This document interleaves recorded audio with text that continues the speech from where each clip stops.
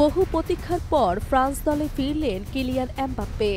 বৃহস্পতিবার ক্রোয়েশিয়ার বিপক্ষে নেশনস লিগ কোয়ার্টার ফাইনালে ৬ মাস পর আবারও ফ্রান্সের জার্সিতে মাঠে নামতে চলেছেন তিনি।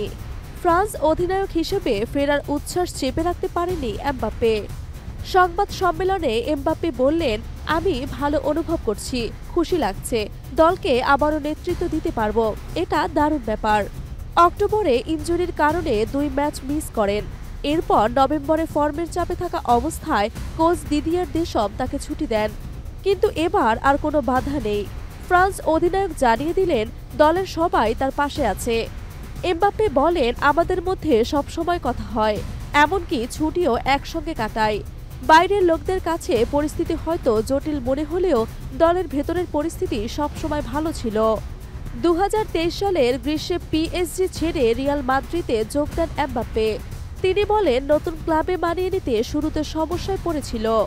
এমবাপ্পে বলেন, একজন ফুটবলারের ক্যারিয়ার কখনো সরল রেখায় চলে না, কঠিন সময় আসে।